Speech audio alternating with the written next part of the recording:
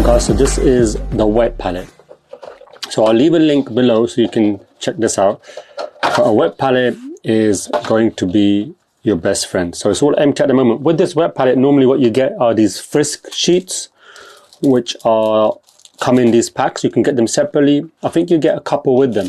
So what you get is, you get this hard kind of cartilage paper, and it's a bit thicker than the paper that's going to go on top. You can kind of get away with keeping this on for a while. And this next layer, which is a bit like tracing paper, the Frisk, you just put that on top. Now what you want to do is, once you've got that on top,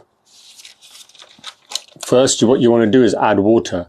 So I've got clean water here, and you just want to add water in just enough that it's soaking everywhere. And there's a little layer on top, as you can see there. So it's soaked it all, and there's a little here there. But then you've got enough, so you've got a little bit of a layer. You might want to put a little bit more in. That's fine. But you don't want too much. You just want it to soak there a bit. Now what you want to do is, you want to get your Frisk paper, your tracing paper or baking paper, wherever it is, put it on top.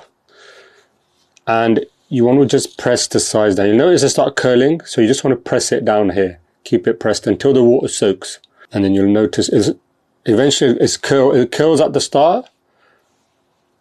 But then after you just keep it pressed, it soaks and it stays like that. And then you just want to push all the water out so it's all flat.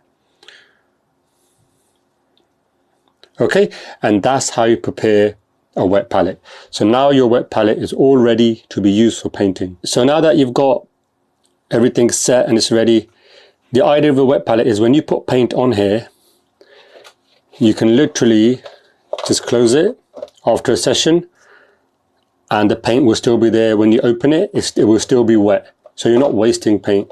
So that's the real good use of having a wet palette.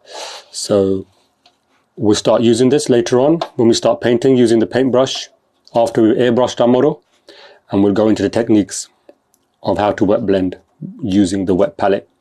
Alright, so I'll see you in the next video.